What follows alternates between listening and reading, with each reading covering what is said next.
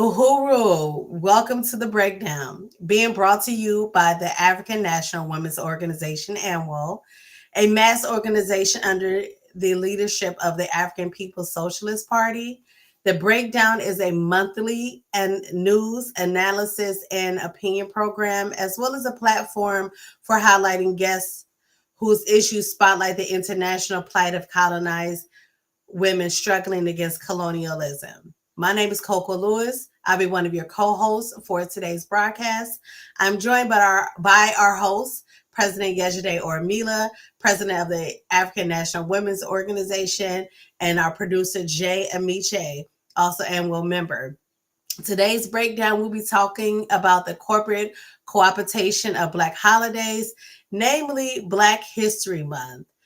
We are streaming live on YouTube channels, Burning Spear, you on the YouTube channels for Burning Spear TV and African National Women's Organization. Also on Facebook and X. We are still trying to get Facebook to work. It doesn't like us. And Uhuru, I want to welcome our other hosts, Uhuru, President Yejide, and Jay. I'm excited about today's discussion. Let's get into it.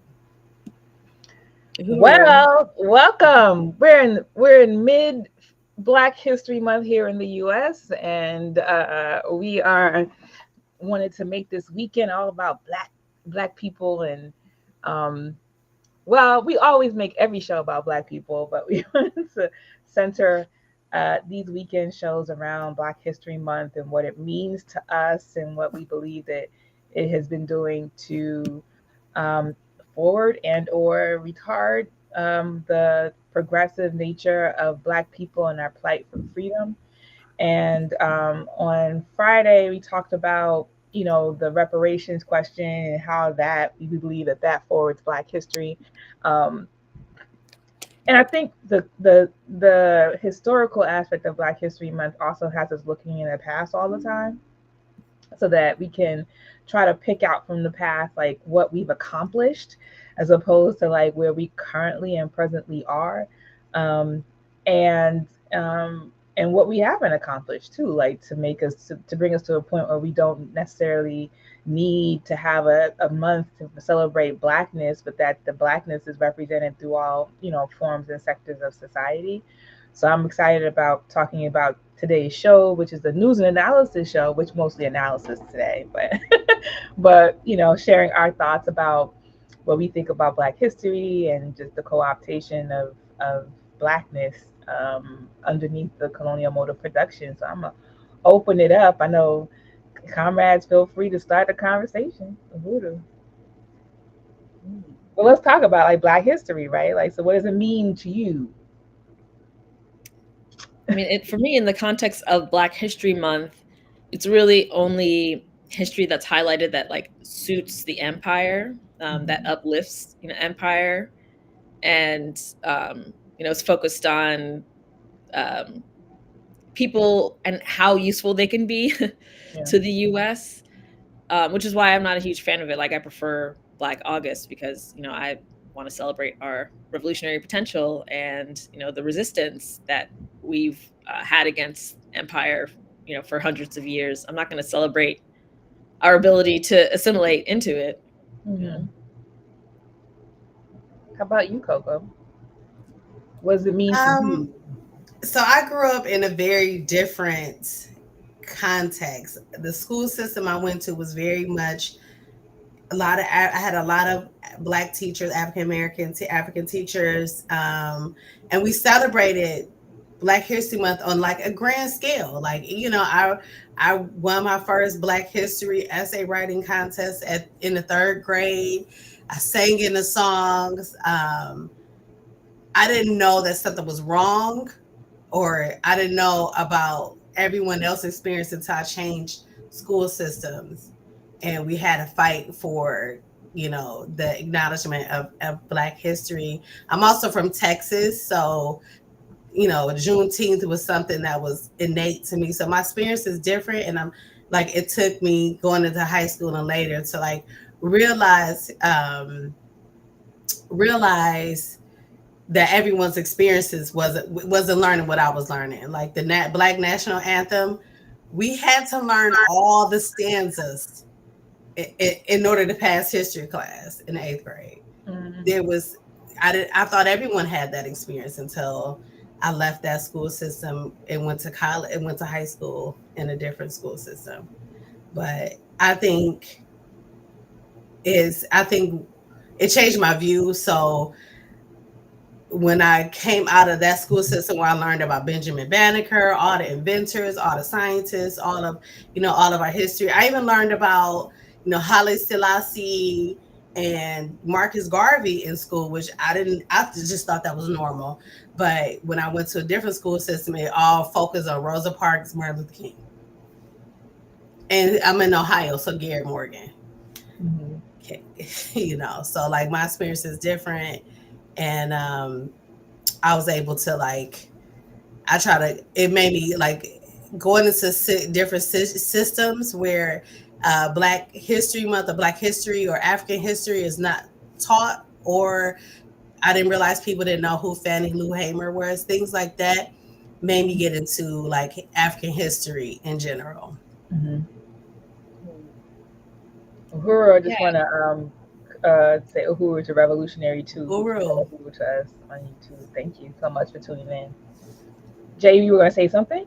Yeah, I was thinking about growing up with Black History Month, and I remember personally finding it actually a little bit confusing because it felt like the message was like, look, Black people can do things too. Like, you should be proud to be Black. And I just found that confusing because I was like, well, obviously, like, why do I need like a month to tell me that? Like, my family's from Jamaica, and not that every Jamaican is proud to be Black, but I feel like, it is a part of being a Jamaican is being Black. And, I grew up with a lot of heroes that I looked up to that were revolutionary heroes like Queen Nanny and Marcus Garvey. And then, going to a school, which it was fairly racially diverse, but it wasn't like a Black majority school or anything like that. There was a lot of Latinos, there was a lot of Asian people. I grew up in New Jersey, like right outside of New York. So, it was fairly racially diverse, and every ethnicity had their month. And it was like, hey, we're gonna look, it's good to be this. And as a person that was already proud to be Black, it was confusing to me because I'm like, why do I need like this month to tell me to be, proud of who I am? Like, I'm already proud of who I am. But I understand that historically, Black History Month hasn't been taught. And I think it's important to be able to like kids have Black role models to look up to. But now as an adult, I'm thinking like, who are these Black role models? Like, who exactly is being highlighted in these months? And, I've seen things like, celebrating Condoleezza Rice, the first Black woman Secretary of State for Black History Month, celebrating Colin Powell for Black History Month. And, I think it's very intentional about, who gets to be uplifted. And, yeah, Koko, I'm surprised that, like, I think that your school, because it was majority Black and probably, just more aware, like they're teaching Marcus Garvey and Haile Selassie, who are international figures, when Black History Month isn't even an international movement or anything. It's for the US. Like, other places have their Black History Months in other months. Like in the UK, it's like October or something like that.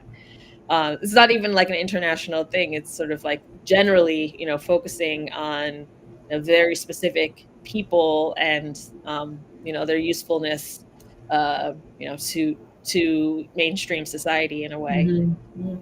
I mean, I also have Caribbean lineage, right, so to speak. So I knew, because listening to reggae, Marcus Garvey, big up every time. Selassie, like all the songs and the things that you hear growing up. You like, I knew about Marcus Garvey, and actually my daughter did not know about Marcus Garvey. The child that I raised, because as a Black person, Black organization, and you just doing Black stuff all the time, like you just think that's gonna transfer through osmosis. And I actually had to give her an assignment in my home to learn about Marcus Garvey and what he did, because she wasn't picking it up. And I think for the most part, that was generally my understanding of Black History Month when I was a child, was I learned about new figures that I didn't know about before. And there was a sense of pride in learning that this African created this thing, and, this improved the way, or that this lessened the way that Africans had to interact with certain things during slavery. And they were able to, because in the small world view that we have of ourselves, the narrow narrative that we are giving is that we came up from slavery, right? And as a child, that's how you understand your life. Like, that's how I understood my life. Like, I really sought to, after high school, when I was able to broaden myself academically, and research more, to try to look at the entire scope of the world, how African people um, developed outside of this narrow viewpoint of the world, which is like slavery, and the antebellum South, and the South, and Jim Crow, and all these things that you are taught in the U.S. as the general way that Black people have come from. And so when you grow up in that, then and always being told that you came up from slavery, and that we were only people who were able to pick cotton or grow sugar or all these things, to learn that an African broke away from that and was able to develop technology and other sorts of things, that was really, really helpful to know. But I think that really speaks to how, living under the colonial, nature of this society, colonialism is the thing that really, like I always say, retards the world. Like, it doesn't expand it, and it doesn't give African people in particular the tools, people that they're colonizing, the tools to understand themselves and the world around them. So when we talk about like Black History Month, this is another form of control, to control the narrative of what we are given as young people, because it's taught in schools, and as adults, to say what we should be aspiring to. Henceforth, the whole thing that Jay put forward, like Condoleezza Rice is somebody that we should look up to, and the idea of Black excellence and trying to achieve things that will that will help us, contribute to a colonial society. But yeah, that was my experience. Mhm. And I think overall, like, what we want to say here is that Black History Month is just a representation of the colonial oppression. It's just the fight that Black people had to do just to acknowledge them. I think it started as a week, and then it ended up being a month, and Mhm. and that's It's just, a day, then a week, then a month. yeah, yeah. And so, like, there's this idea that we should feel grateful for this time to reflect on African people. But, like, as somebody who has agreed to take on the African Revolution and try to forward that, like, I think about Black people African people all the time. You know what I mean? And I think, and because I'm older, I understand the scope of the breadth of the world, and how we developed and how we progressed and what was taken from us. Not that we came up from slavery, but we came down from being self-determined, independent African people who were able to determine our trajectory of our lives.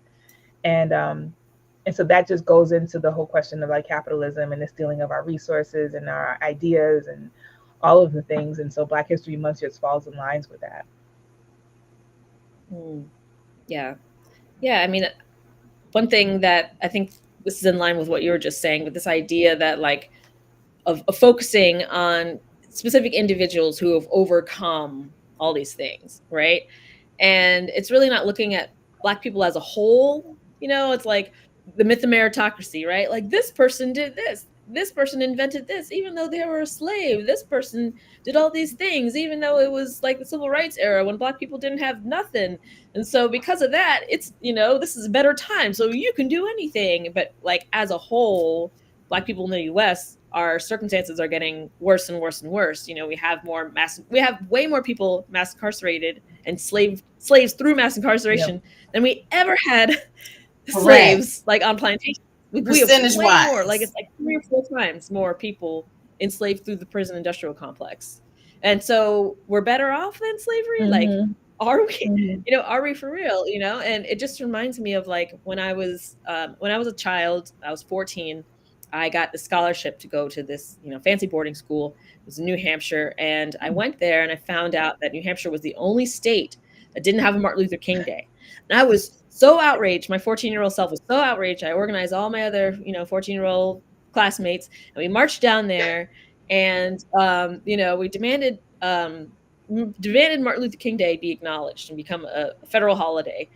And when I was there was a counter protest of KKK members and people waving Confederate flags.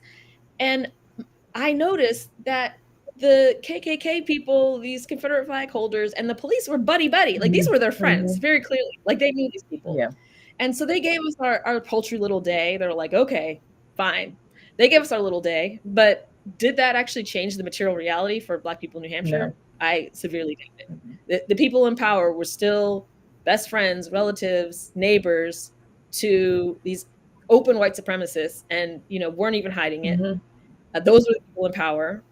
And meanwhile, I got my little paltry little day, and I went home feeling good about myself.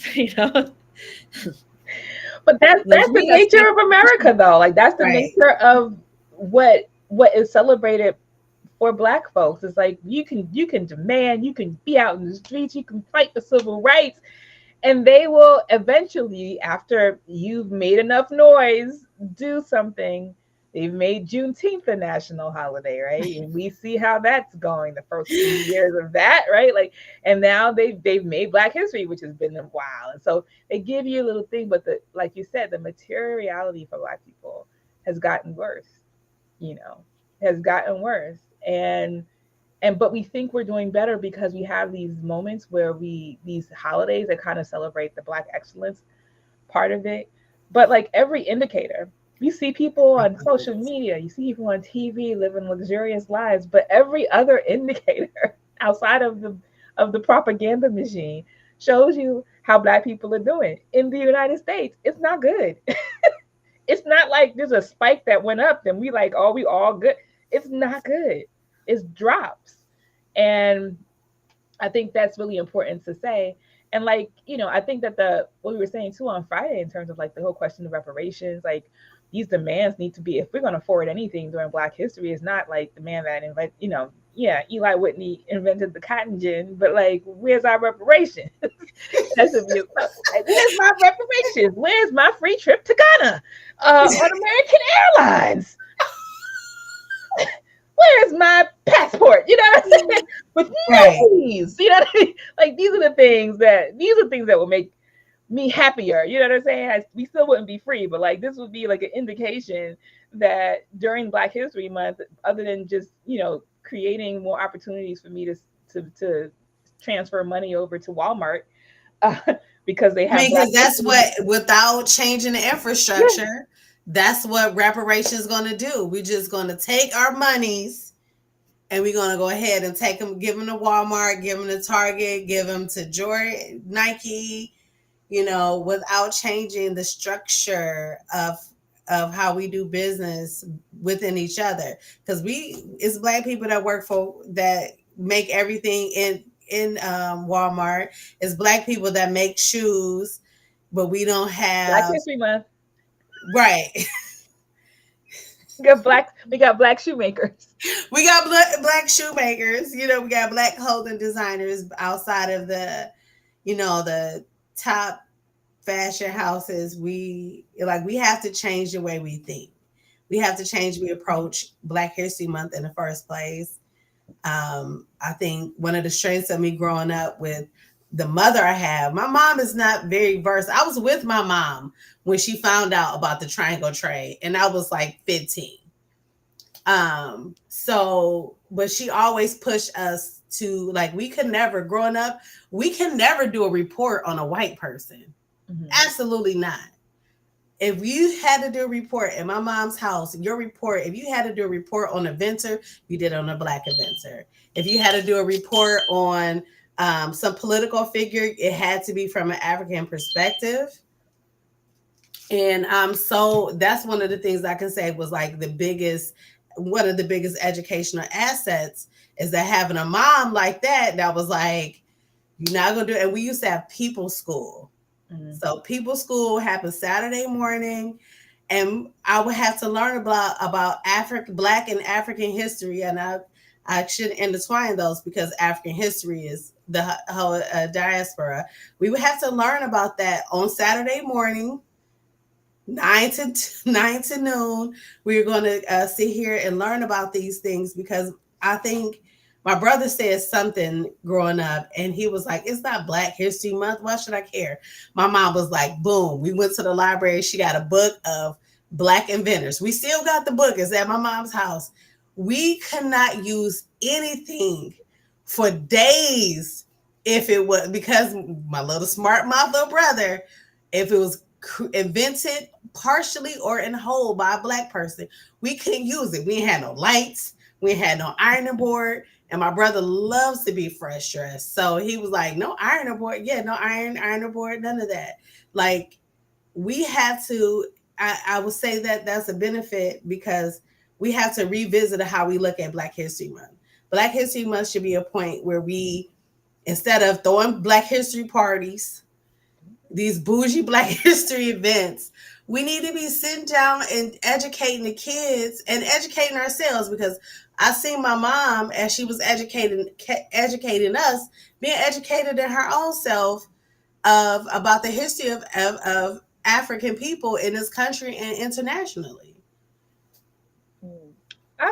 Yeah, I mean, I think it's important. Definitely, I agree that we need to be educating everybody more about the contributions of Black people, so we feel more pride about ourselves, and also I feel like if this education is not in service of understanding class struggle better, you might as well throw it in the trash. Like Absolutely. me understanding George Washington Carver like doesn't change like the reality, and Martin Luther King and all these people. It doesn't change the reality of like what I'm doing in terms of my own activism unless I understand them as part of a class struggle, And so I feel like without that piece, without that like being able to situate these Black people within the context of class struggle and all that, like without having that, then it's like it's a placebo. It's a balm, Absolutely. that we put on the burns of being a colonized people, but it doesn't actually make us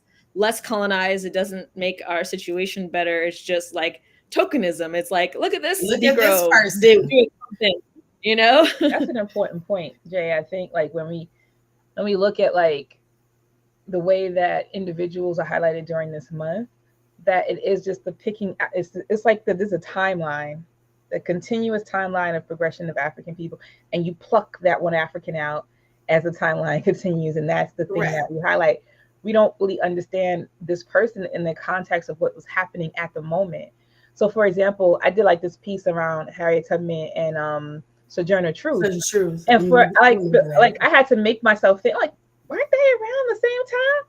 And they were. They lived in the same time. They were interacting in the same Northeast. And there were so many things that were happening politically, not only with African people, but with women, which is how they try to frame Sojourner Truth all the time as this sort of, and that's another thing. Like she wasn't some women crusader. She did one thing at a women's conference and everybody says that she was some sort of woman crusader, but she was an African that was fighting off the vestiges of slavery at any way, shape, or form that she saw fit. And so here she is in this context of what was it, like abolishing slavery and human rights and all of these things that she was fighting for. And they pluck her out as some sort of like woman crusader that was, as opposed to like having her be a part of this long history of African people who have been resisting. And even people who are creating like the cotton gin, which I don't want to knock because that was technology that didn't exist before as African created it. And other sorts of technology that was created by Africans, that they're developing this in a timeline and in a time when African people are also fighting for acknowledgement, unfortunately, to be recognized, because this is how colonialism set us up, to be recognized by the colonizer. So you've been enslaved by these people who you've been, told is better than you your whole entire life. And for generations and generations, this is how you've been socialized. And so when you come out of that, everything during that time when Africans were trying to improve themselves, they were trying to mimic white people. They were trying to mimic the accomplishments of white people, except for Marcus Garvey. Marcus Garvey was just like, Africans for Africans. He was just like, I don't know what y'all gonna do, but we got to get out of this bit. He said, we got to create our own. We got to go do something else. Like, this is not for us. and recognize that within the American society that like you cannot achieve all the things that we want to achieve as independent people, that we have to create our own nation of people who are doing things that's going to benefit us.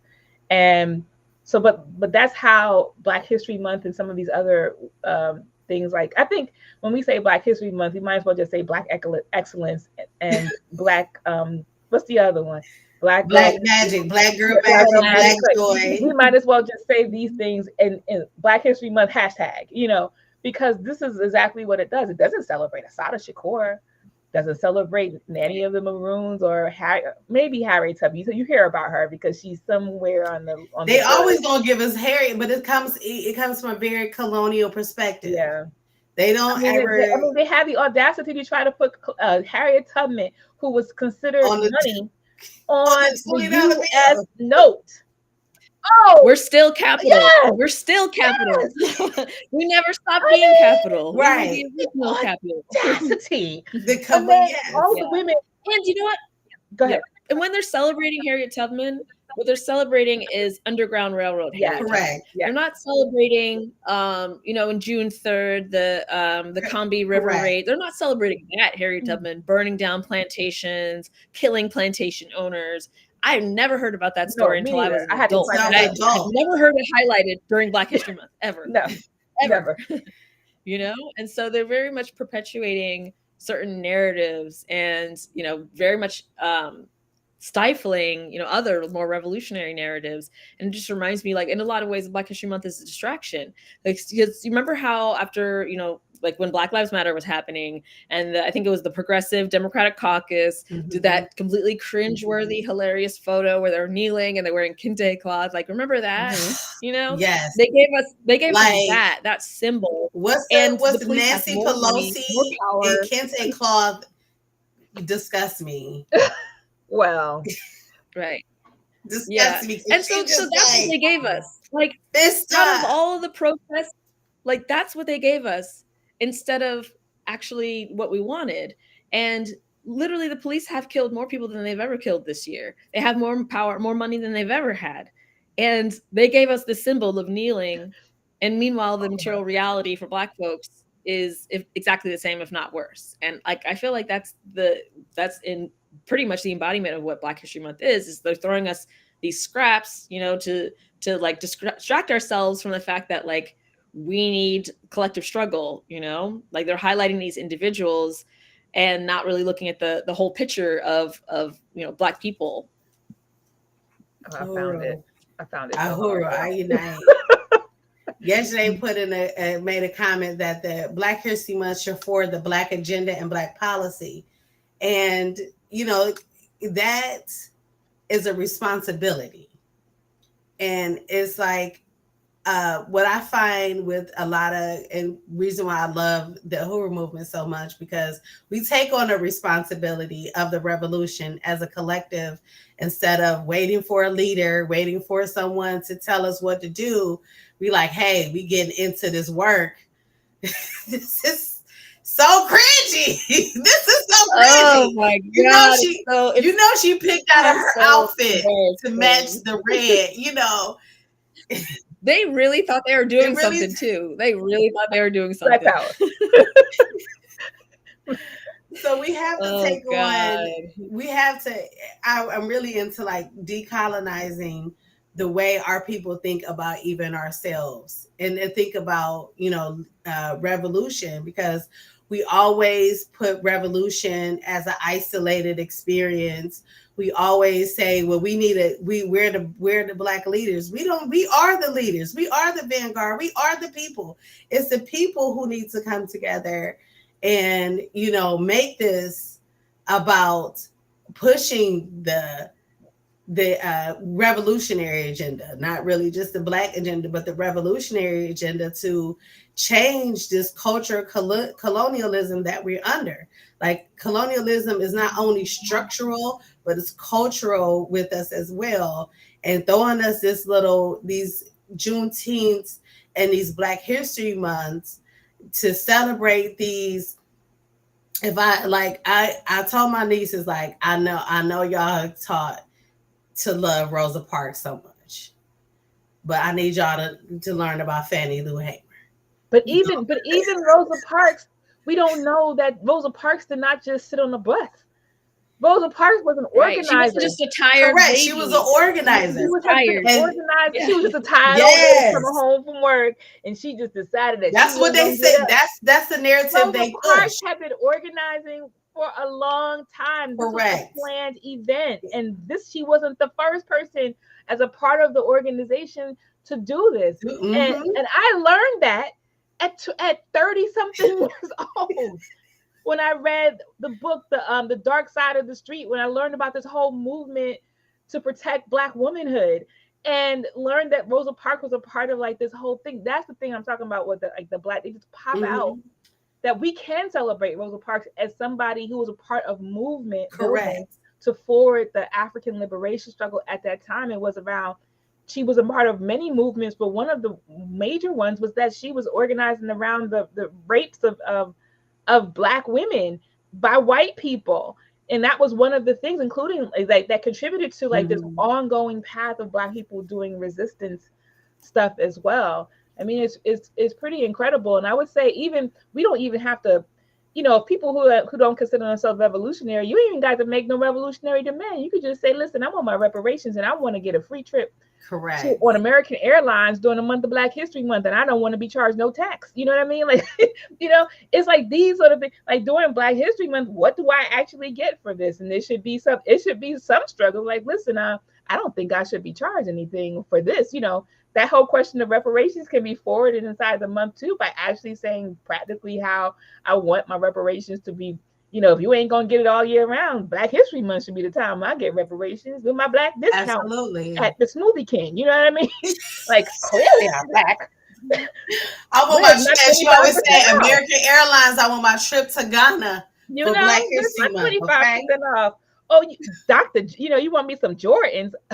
These should be half off in the month of February in the U.S. anyway. But like, it ain't even got to be no revolutionary demand. But I think that in really talking about like material reality, some practical things that we can see ourselves receiving during this month, or examining even the ask of not having to pay $250 at the Nike store for a pair of Dr. J's, even in its simplicity, is still a revolutionary demand, because it's the act of saying I don't want to pay for this because I'm Black and because my people require reparations and it's a Black History Month. That's even a revolutionary demand in the most simplest way. So I don't know. Did I throw it off? Did I throw did I throw off the symbiosis? No. But yeah, like I think, but I agree. Like, I mean, it doesn't, like, I really don't, but like no taxes. Like, let us be, we lost yesterday. Like tax free, or I mean, if you are going free rent, child, free rent. Mortgage. Or like groceries or something, the way this inflation is going. Now, this is what we're talking about. This is a conversation that we need to have on Black History Month. How do we make these things happen?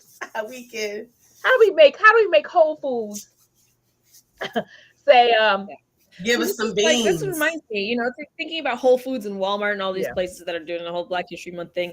This is how like capitalism loves to co-opt movements and then defang them and then sell them back to people, and then people think that in buying this capitalist version of whatever, in buying that I'm somehow being revolutionary or being pro-Black, and that's just not the case. Like, buying Black History Month Target merchandise does not make you a revolutionary, but like, people swear, they get their cringeworthy, like Black Excellence, Black Girl Magic t-shirts and they're like mug and they're like, look at me, I'm a radical. I bought some of the Target stuff.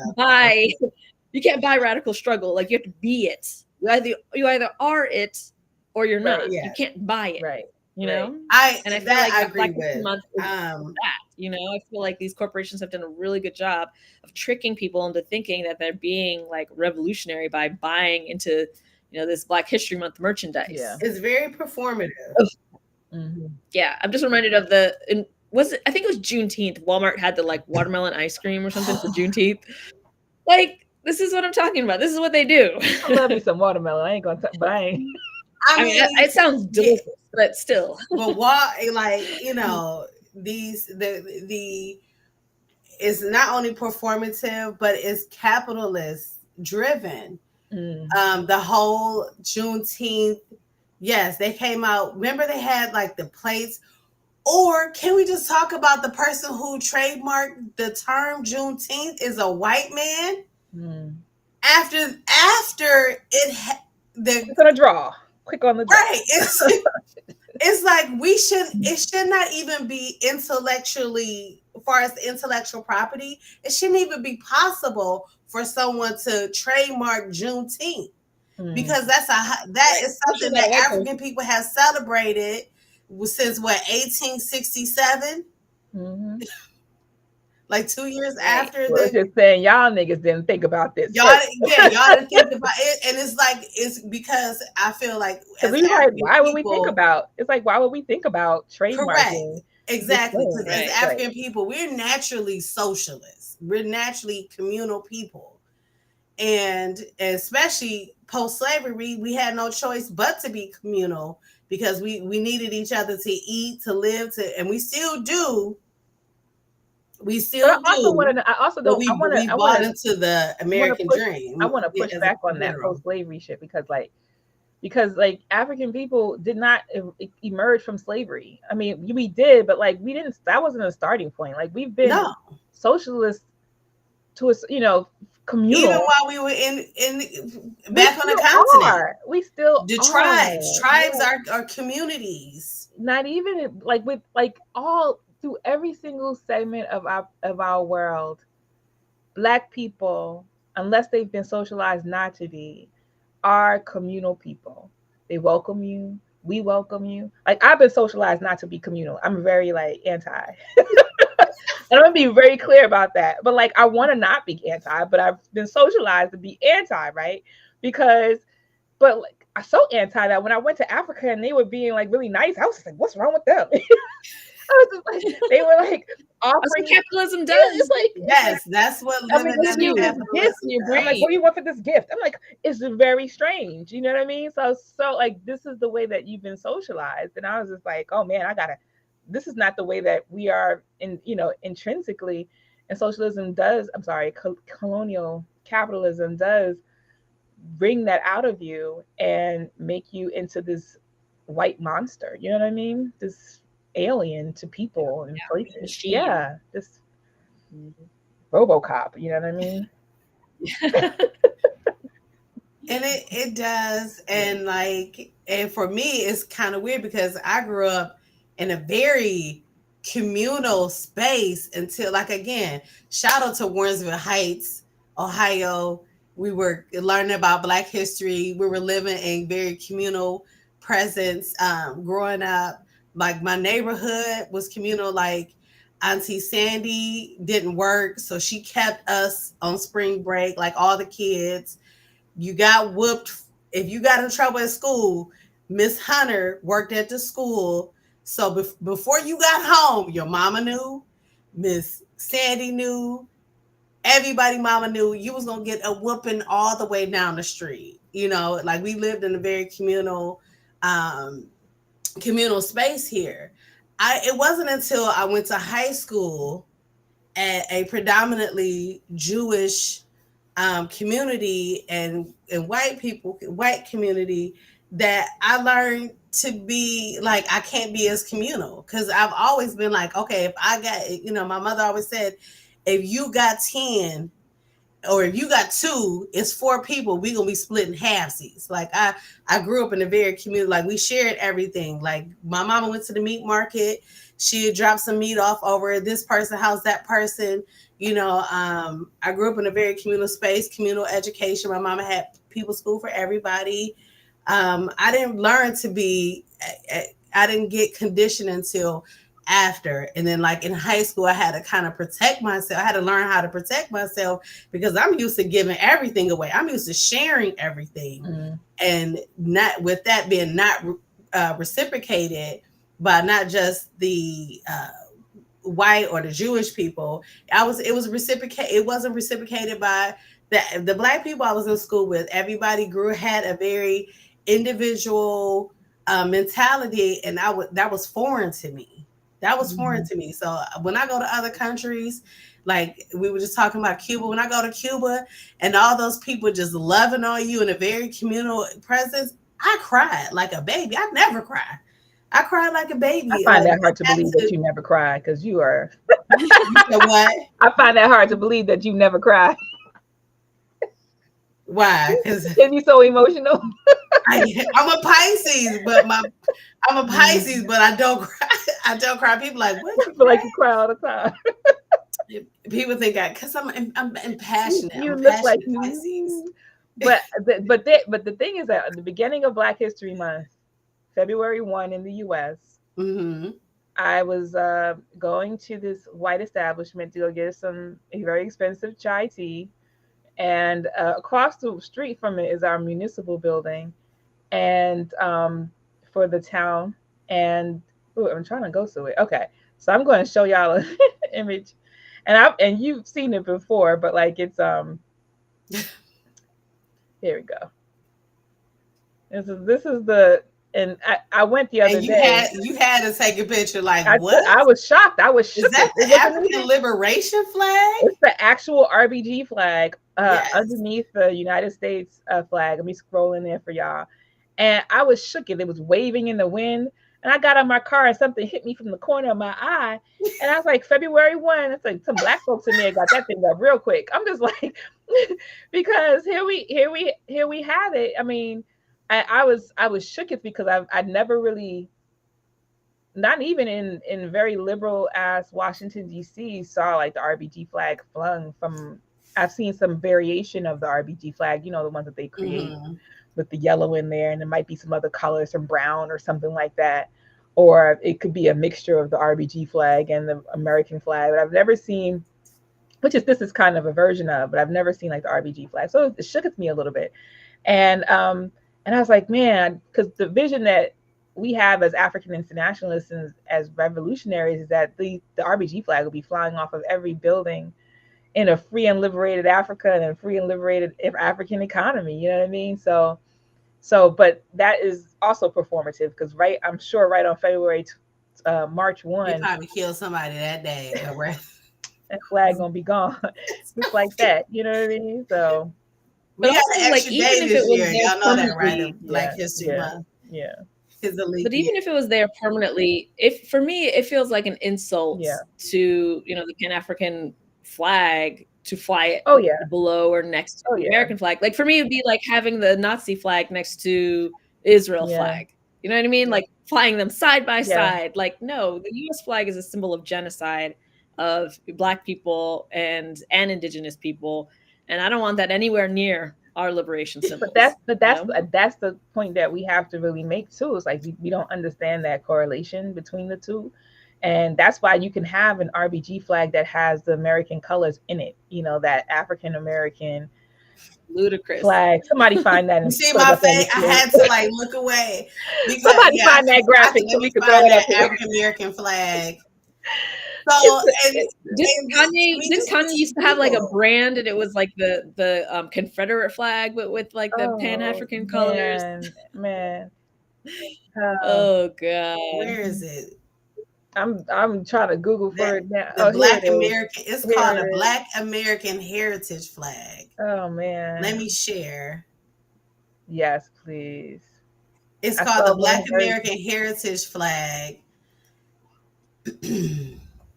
There was somebody put it up on Amazon as the UNIA Black Liberation Afro American flag. Let's just talk about that though.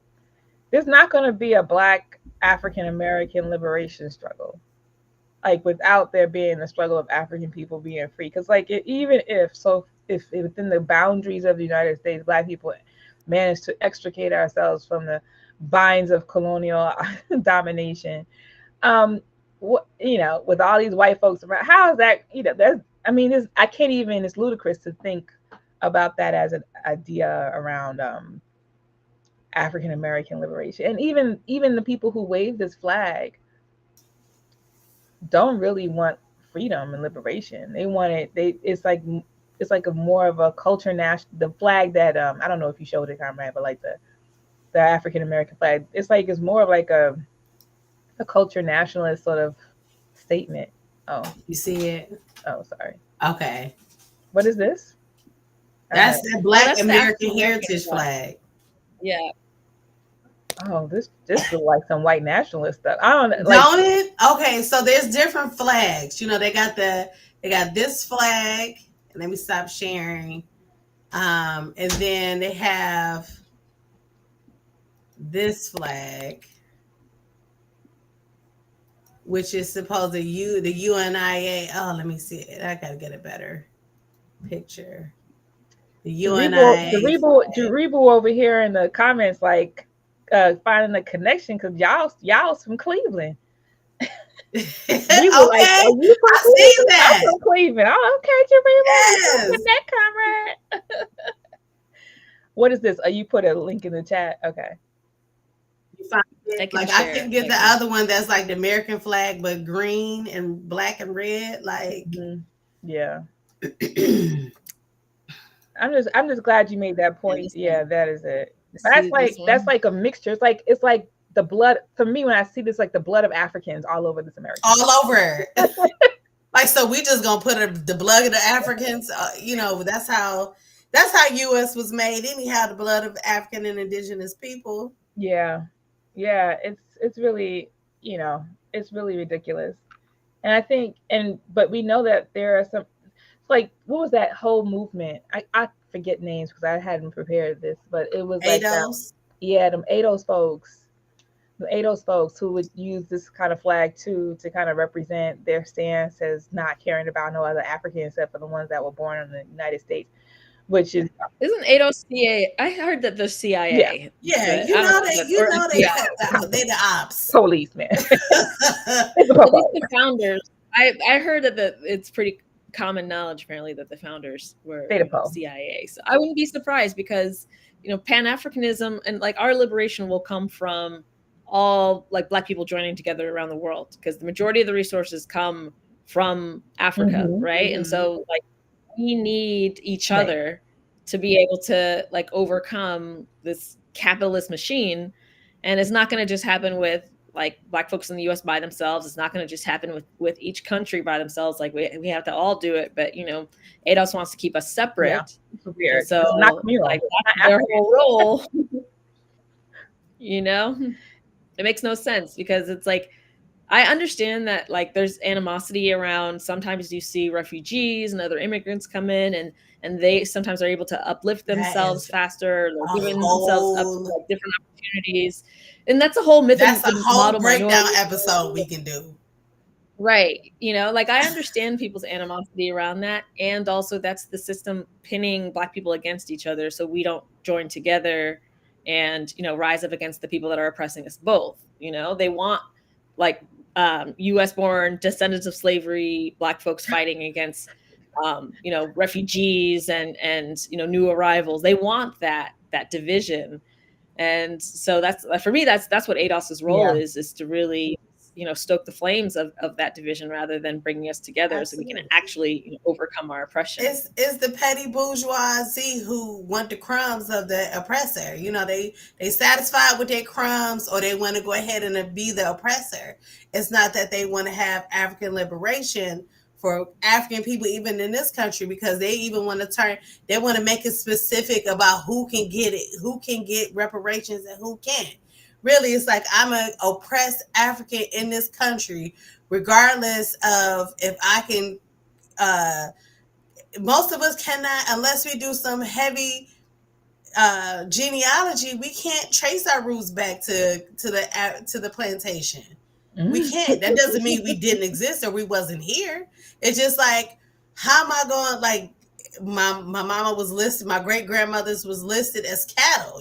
Like we were commodities. How many cows can trace their lineage back to their first cow that came over? Nobody can. No, we can't. When you come in, when you're established as a commodity from the beginning and had to earn your humanship and your citizenship in this country, and which still had, I don't even really want to say citizenship. Let's say humanship. You had to earn your right to be considered a human in this country, and even still being treated like a animal most of the time. You can't connect yourself back to, your ancestors who were literally commodities, cows, Etna the cow, Etna the slave level. I was like, they are, you know, uh, distractors, distractors of revolution, distractors of unification, distractors of even educating the masses about the plight of African people. I was trying to find this I follow 50 Cent on IG. I think he's funny, except when he ain't. He's Um, such a troll. I cannot stand him. but but he's also like very conservative. Like, you know what I mean? Like, he posts stuff all the time when you were talking about like African people who were who sometimes take on the role of the oppressor to African immigrants and things like that. Like, there was this whole thing in New York City where they're talking about migrants coming into the city, and he had and giving money and resources to these migrants, and 50 Cent posted something like, not with my tax dollars. Yeah, most of his tax dollars are going to NYPD. But he probably has he ever said anything about that? NYPD because that's what rich people do. And the comment section underneath that post was so filled with Black people, but it was so white nationalist. And I commented, I don't see it now on his IG, but I was like, ew. This sounds like nationalist comments, and I was just like, this is like some go back to Africa BS. You know what I mean? Like, this is crazy. Let me see if I can Y'all sound foolish. You know what I mean? But like, this is the kind of things that, when we talk about ADOS and the split, like, it's like it's like deepening that kind of that connection with those people who think that this is their country and they're protecting it from the interlopers.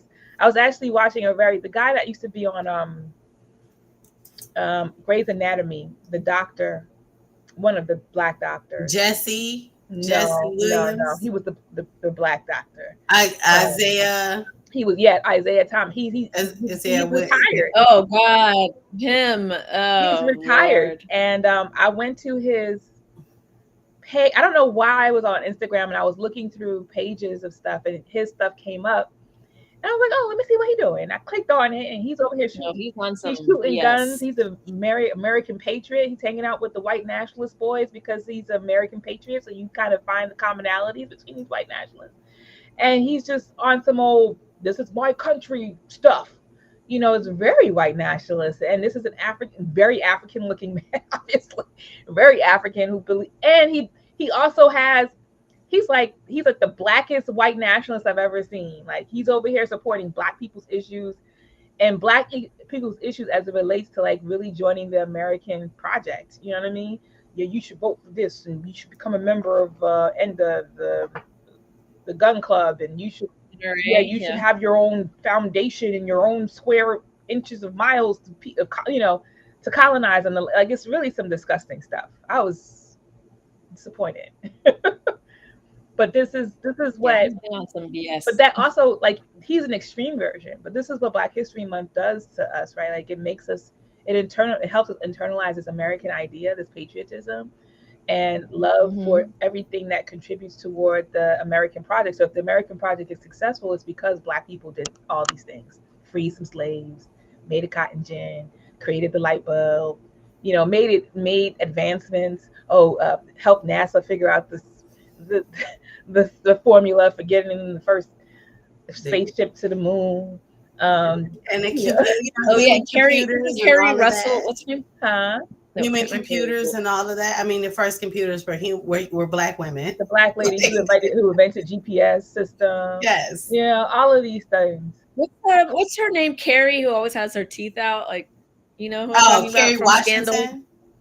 Washington, yeah, Kerry Washington. So I saw on Twitter that she's coming out with this like patriotic movie about Black people joining the fight in World War II, and it's like, it's not a coincidence. Her and Tyler Perry talking about sending U.S. troops, to Palestine. It's not a coincidence that they're creating these propaganda films to try and get more Black people to sign up because their numbers are record low. And, they're already Black people are disproportionately signing up because of the economic opportunities. And so, they create these these Black excellence things, and they propagate the myth of American exceptionalism, but they taint it, Black. It's like the myth of Black exceptionalism, and it disconnects us from the universal struggle of, a fighting empire. Facts. Yeah, I was driving by a new development in Hyattsville where I live, and it's changed tremendously. Like over by if I don't know if anybody who's watching this might be familiar with this area, but they're putting up high-rise apartments and things like that. And one of the banners that to promote the housing that they're about to charge $400,000 for starting is Black people renting. I was like, I could barely afford my house. Black people can't afford to live in. But they're running, but they're marketing them as one of the occupants of this building. Yes, I live in one of the richest places in America for Black people. Like, this is Black people make money here because they work for the state, which is a problem. And and all of that stuff here, like this is all these government buildings. But they can't afford DC anymore. But and they move out to PG County where I live, and the closer that you have these buildings that cost $400,000, Black people will move in there. But like the majority of Black people, just trying to make ends meet, can't afford these new apartments. They can barely afford the houses around. Like, I live in a very tiny house. I cannot sell my house in my area and buy another house right next to mine because it's so expensive. It's so expensive. And I think that when we're talking about if you really want to trivialize like Black History Month in a certain kind of way for just the minimal amount of revolutionary acts you can do, I think making a reparations demand during this month would be appropriate. It's Absolutely. Like, listen, take off. I'm not paying mortgage this month. I'm sure you'll be fine. I'm not gonna, but I wish I could tell my white property owners I'm not paying rent this month because this is Black History Month. That would alleviate a whole bunch of that would alleviate a whole bunch of stress and oppression off of people for a particular time. But I'm not here for reform. I'm here for revolution, right? So but the more and more you do that, the more and more that Black people get to see, I can get yesterday. Sorry to cut you off, but sorry. I need a Yejide shirt that says I'm not here for reform, I'm here for revolution. Don't put that on a t-shirt. I have on t-shirt. Yeah, sweatshirt. I'm not here for reform. I'm here for revolution. I'm not here for reform. I'm here for revolution. Look for. I want that clip later on. I think this is a really good comment. AFRICOM is the American colonization of Africa. Therefore, ADOS is a subterfuge effort to divide us so we can continue to aid America in the colonization of Africa. 100% agree. Yeah, 100% agree. Yeah, thanks for that comment. Yes. I mean, Africa had never not been colonized, but since the attack on Africa, they've just been redistributing our resources and our wealth for forever. I'm just ready to be free, y'all. I'm just so tired of these kind of conversations. I'm tired of Black history. I'm tired of Black Juneteenth. I'm tired of all of it. I'm tired of being at the point of being excited about there's so many developments that's happening in the African world right now that's giving us hope and inspiration. And then I'm just disappointed sometimes, as a person who's actively and also somebody who's actually working within the community, trying to struggle to make things happen. There's a certain level of we got to struggle. And not, I just want to win. Right. I want everybody who's watching us now to sign up for something. You know what I'm saying? We love you, love your comments, but sign up for something. Come to the Black Women's Convention, in St. Louis. Right. Sign up. Or watch us online. Make a material contribution. You know what I mean? I want y'all to be a part. Somebody left us after I said that. But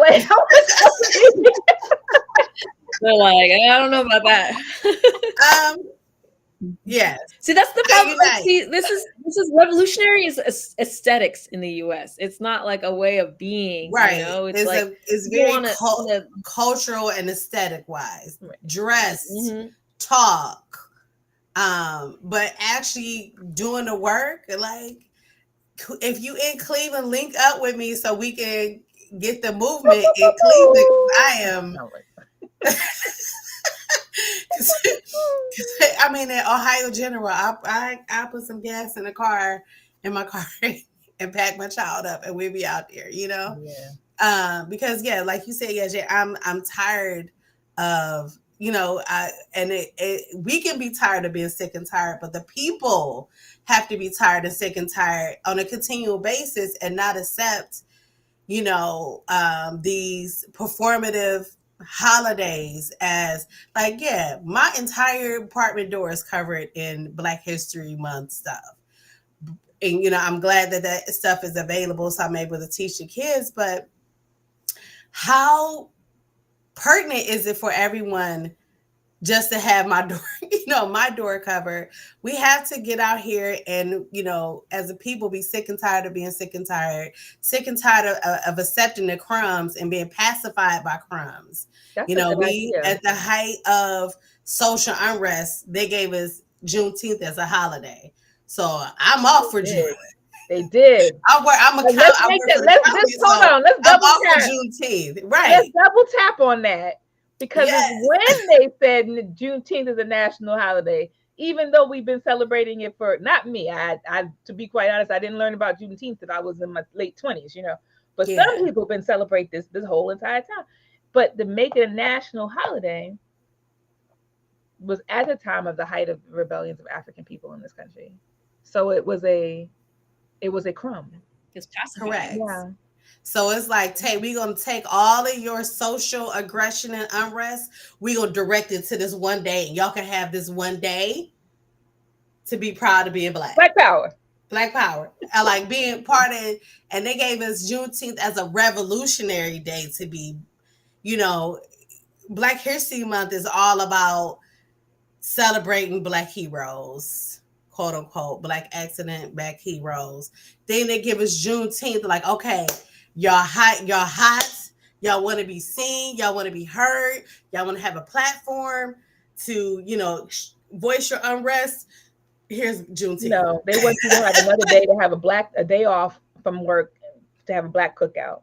Correct. I don't think it's another cookout holiday. I don't think they wanted Juneteenth to be a place for us to reflect on anything or even make revolution. It's a pacification because they know if we're gonna have a day off, man, we gonna in the summertime we barbecuing. Child, I'm a barbecue. Have some jerk, some peri. We're gonna have all of it on the grill. But that's why what Jay said earlier is really important too. Like the whole question of like most people know about Juneteenth, Black History Month, but not many people know about Black August. Mm-hmm. And even within we celebrate, like Black August is not even a celebratory sort of thing. It's a reflection and a time for moving forward, like revolutionary agendas and highlighting the plight of people who are still political prisoners and moving forward. It's like it's a month of action. It's not like let's just reflect. It's like we got this still work to do, and Black August is helping us. There's a lot of work to do. Yeah, I mean, for those who are not familiar with Black August was came about when the names. I always get the names wrong. George Jackson and his brother tried to break him out of prison, and they killed. They didn't kill anybody, but they end up being killed by the pigs. And the judge. They actually took the judge hostage. And the judge, they put the judge in during this day. George Jackson went to court, and this time his brother was like the dude in Nevada. We're gonna get you up out of here. He got somebody else. And they was like, we're going to come in there. And they got into the courtroom, guns are blazing, took his brother, went out, and they took the judge hostage to try to keep themselves alive. And they, I think George Jackson survived that, right? Mm-hmm. Yeah, George Jackson survived that. His brother did not survive. His brother died. Yeah. And the judge also did not survive. He was also murdered by the gunfire. And so George Jackson was later killed, though, and I think in a prison riot when he went back to jail, and probably by the guards. And then, so that is one of the founding stories of Black August that happened in August. And there's a lot of other things that are celebrated in August, like Marcus Garvey's birthday and other things. But that whole question, Emancipation Day. yeah, and political prisoners is wrapped around this whole question of George Jackson and his brother being liberated from prison for that short amount of time. I mean, just imagine. I wasn't alive back then, but just imagine, as you're a Black person and you in the hood, you like, they did what? They did what? Are we be so live? Like, you know, right. Yeah. They like, what? Yeah, and I heard a story about, and this could all be mythology, but when George Jackson was killed, I heard that basically the guards came after him, but he was armed because he knew that they were going to come after him, and he hid his gun in his hair. And so when the guards came to kill him, they whatever shot some things, like he pulled out his gun and shot some stuff, but they killed him in that moment. But he was prepared, and his whole thing, him and I think Huey P. Newton and Frantz Fanon all talked about organizing the lumpen proletariat. Like the people that are not organized, who don't really care to organize, like very gang members, people on the streets, like people that don't really have that kind of revolutionary consciousness yet. But it's our role as revolutionaries to be talking to those folks, bringing them in, and showing that, like, we can start with the conversation about Black history and, saying, like, this is all for you to be assimilated into empire. Like, there are other things that we need to be celebrating, like the revolutionary struggle. And even like thinking about Juneteenth, right? Like, the story of Juneteenth, they brought these U.S. troops military down to Texas. I'm curious how many people were actually freed from that.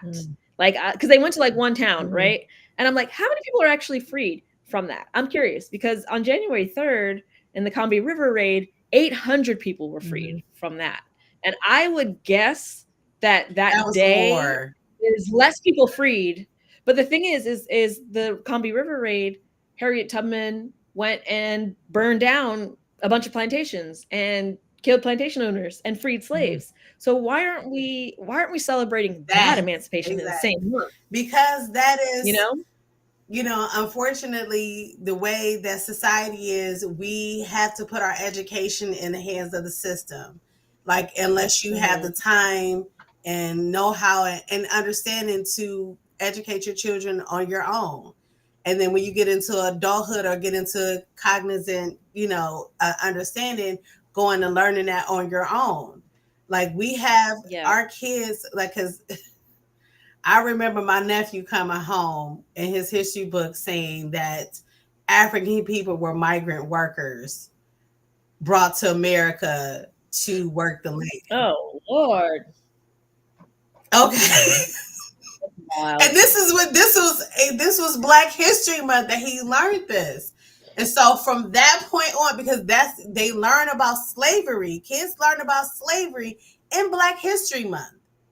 It's not something that they learn throughout, like, as a basal foundational knowledge, like, hey, America was built on this enslavement and massacre of African people. That's not how it is in their books.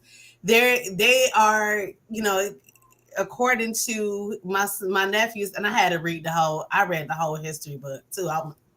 All 356 pages of it. And they talk about the native indigenous people, the Native Americans were making, they moved out of the way to allow, they moved out of the way. Right.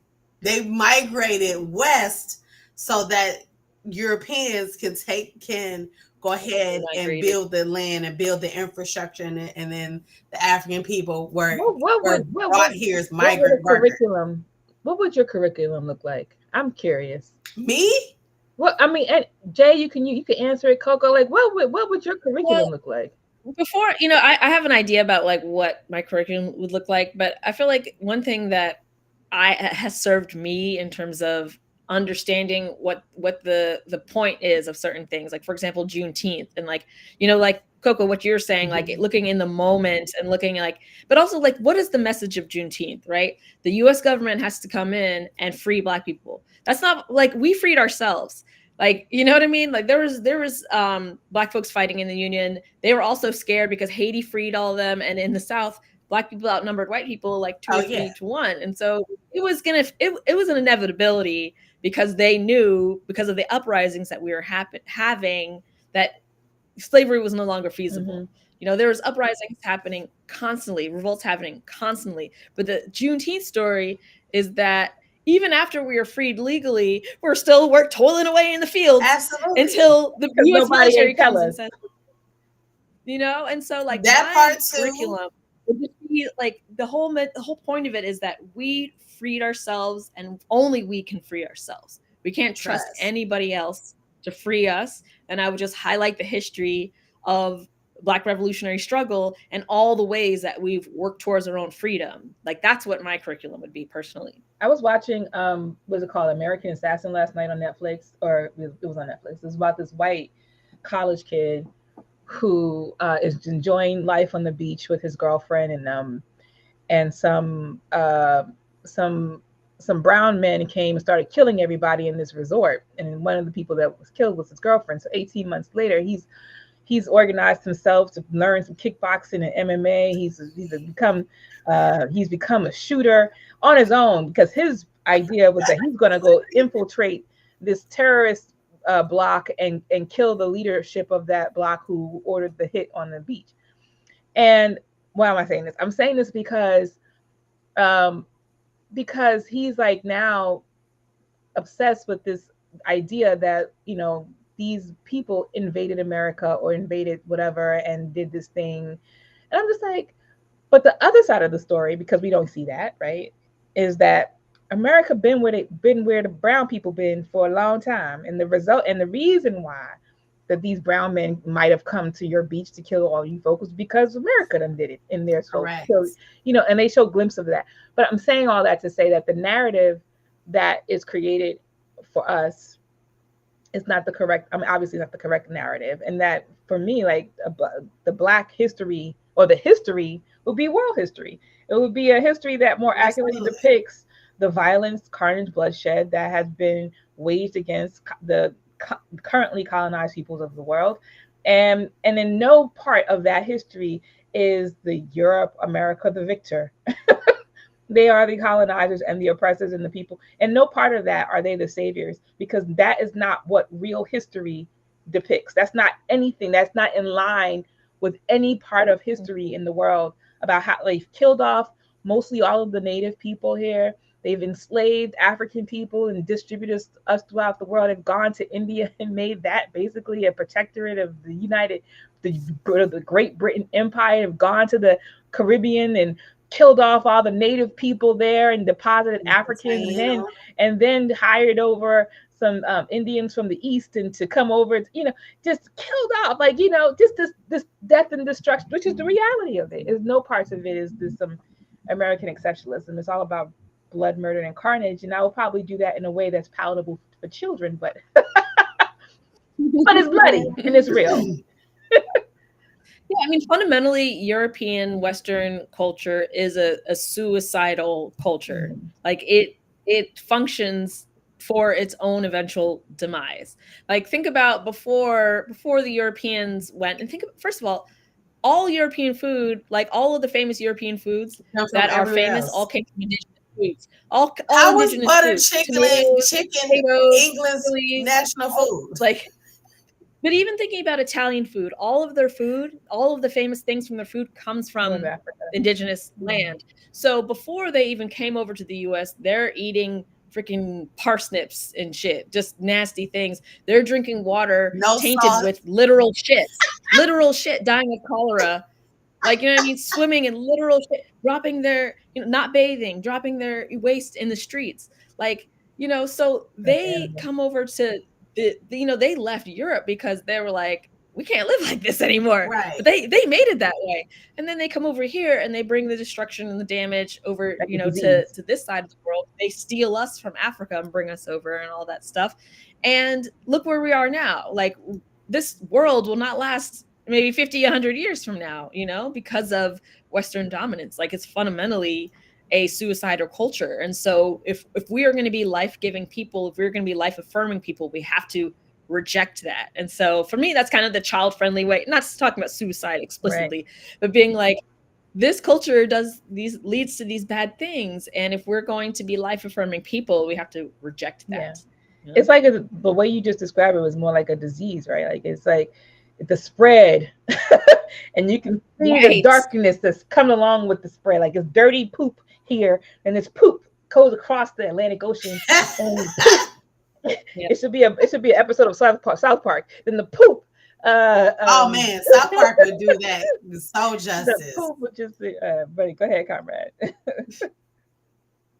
Have you ever heard? Oh, go ahead. No. Finish talking. I was just put.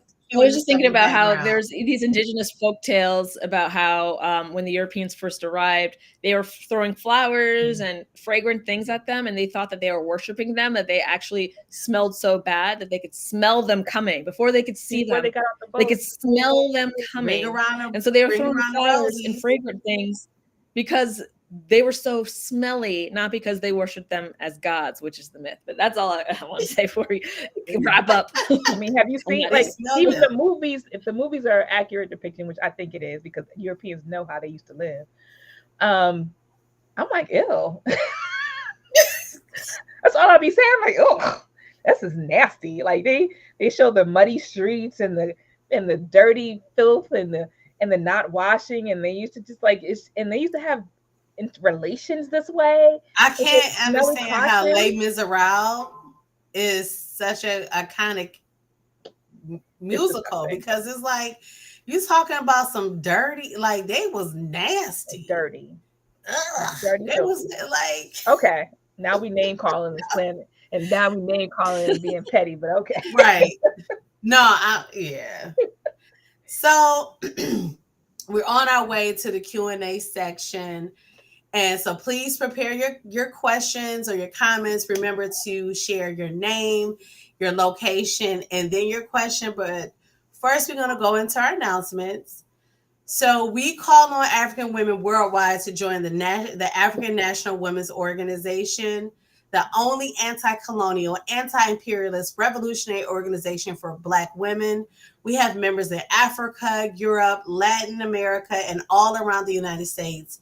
And was leading on everyday issues concerning African women. We're not just on the internet, we are on the ground in our communities organizing for African liberation. Join the International Collective of African Women, building the revolutionary capacity of African women. To learn more about membership and to join, visit anwolohuru.org/join. All right. So show your material solidarity with the work of the African National Women's Organization. We have big plans this year, like beginning working on our headquarters. We're organizing a flea and farmers market to support the African economic development, We have events, we have travel. We are an organization of the African working poor and working class. So we need your support to make these projects happen. If you can't become a member, consider becoming a sustaining donor with donation levels starting at just $5 a month, or you can renew your support with us today. We also accept one-time donations of any amount, so don't wait until the program ends. Go ahead and donate now. You can donate at anwolohuru.org/donate or Cash App AnwoOhuru. Or you can use your phone to select screen the QR code there. So wear your politics with Anwo. Anwo shop features T-shirts, sweatshirts, travel bags, mugs, hoodies, and even socks. Profits from merch sales support the campaigns of Anwo, including #ArrestCPS and Uhuru Kijiji Collective. So you can buy Black Joy, Black. You can buy your African centered clothing and other paraphernalia all around year round with us. You don't have to wait till Black History Month. We here all the time. Black power. Black power.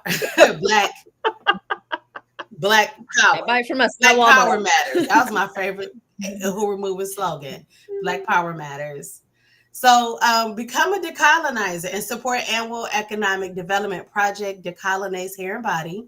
Decolonize Hair and Body are natural personal care products that highlight ingredients and traditional care practices used by indigenous people all around the world. In addition to featuring images and quotes of African revolutionaries, they are good from our butters. This is right here. So if y'all see me slathering, that was this Black of the Berry. They are good from our butters and to our oils. Decolonize has you covered from head to toe. Make your next purchase of skincare products from us at decolonize.com. Or if you're in the DC metro area, you can purchase from us in person. Follow our Instagram to find out of those dates. Hands off Uhuru, hands off Africa. Support the Uhuru 3 in our fight against the U.S. indictments of our leadership, Chairman Omali Yeshitela, and also Solidarity leadership, Penny Hess and Jesse Neville. Defend the African freedom struggle, defend the African liberation struggle, defend the Uhuru movement. To find out more and how you can support, go to handsoffuhuru.org. All right. If you enjoyed today's program and would like to help us produce shows in 2024, volunteer with us. And was looking for producers, interpreters, and chat moderators for future broadcasts and for our convention. Email us at info@nwhoover.org if you'd like to share your skills. If you're in the San Diego local area, Political Education and Paintball is a local event hosted by the San Diego Annual Branch. Will take place Sunday, February 25th. Register at nwhoover.org/events and click on the events. Also, we talked about a couple books today, and like almost everything we discussed today was like, oh, we should read this book for Harriet's Daughters. So Harriet's Daughters Book Club and Study Group is a monthly virtual discussion that centers on African liberation related literature. For the months of March and April, we are reading The Word Before, the true story of becoming a Black Panther, keeping the faith in prison, and fighting for those left behind by Safia Bukhari. Next discussion will be April 14, 2024, 3 p.m. Eastern Standard Time. So visit amwohuru.org/events to stay up to date of upcoming international, national, and regional local events and programs. Next, and our most important right now is the convention. You see my background? Get ready to take a stand. Annual calls on African women and our supporters worldwide to attend our annual Black Women's Convention. The 2024 theme is taking a stand against imperialism, colonialism, and neocolonialism. African women from every city, town, province, country, island, and village must attend this convention. The convention will be hybrid, online and in person in St. Louis, Missouri. To find out more and to register, go to convention.nwhoover.org. We have a great list of speakers coming in, international speakers coming in. So we still could use a couple of interpreters. I know Yejide is working on interpreting some of the programming.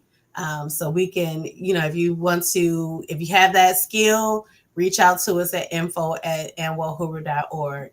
Uhuru. So let's, do we have any questions come in? I really like the comments that viewer is Jerabu. Yeah. Yes. The curriculum should start with classical pre-colonial Africa and the dynasties that gave birth to humanity. I really agree. And thank you for highlighting that. I remember being in like the second or third grade. Like again, shout out to Warrensville because our teachers was on something else. We learned about the Songhai Empire, Kemet, all at the same time as Mesopotamia. Before we got to Greece and the Greeks and who was Alexander?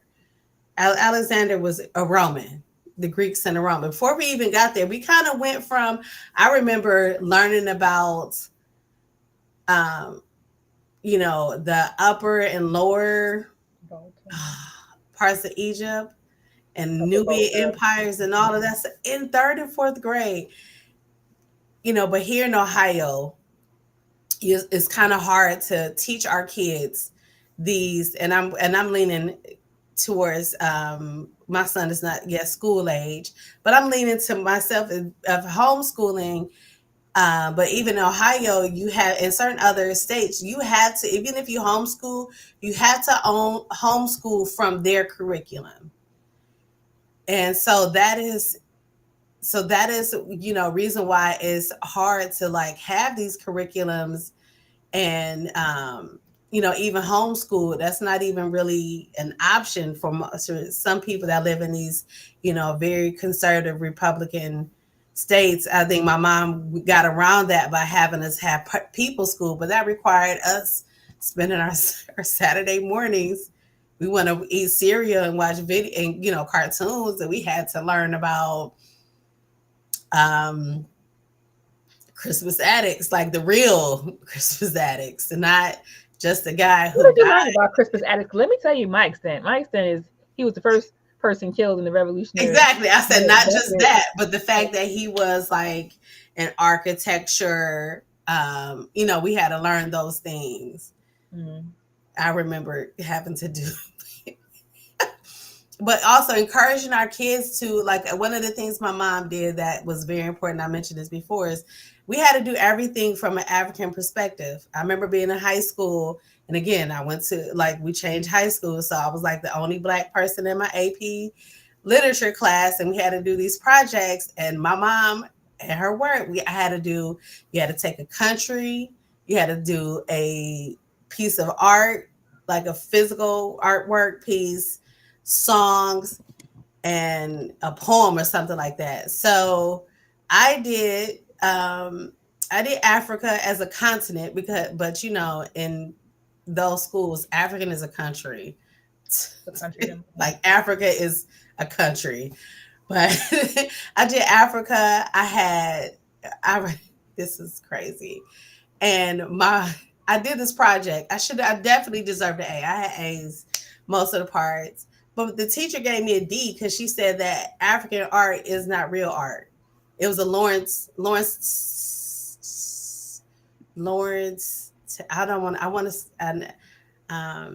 can't think of the artist's name, but Jacob Lawrence. Jacob Lawrence was my art, and I used D'Angelo, Africa. My project was on point. This lady gave me a D. I just walked out of the class, walked to the principal's office, and had the principal call my mom.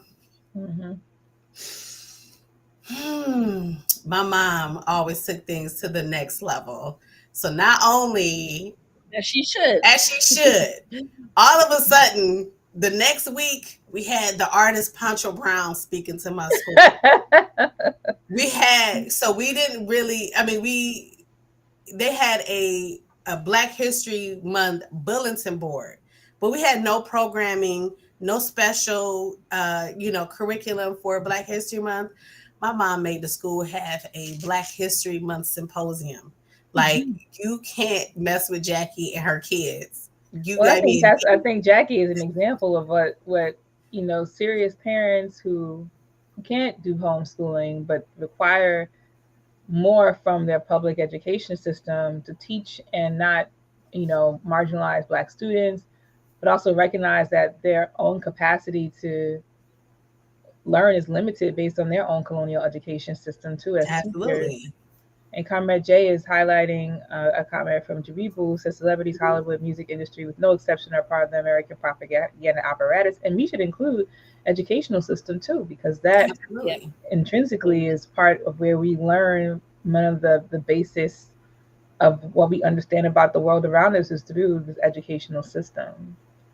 So we are at time, comrades, and I don't want to Yeah, hold you. and we didn't even talk about Kwanzaa. That's a whole nother We're one. gonna talk That's a about whole Kwanzaa nother. when Kwanzaa season round the corner again.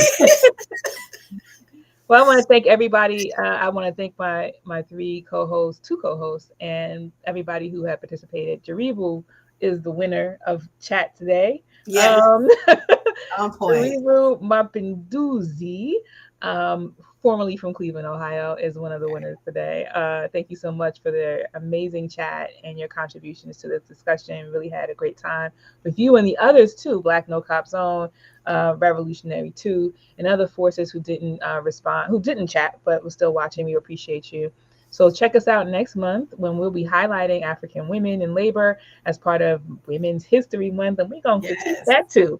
we got And then we're gonna have register for the convention. a special IEC the breakdown with leadership of the African National Women's Organization joins us on March 11th for that's coming up, ain't it?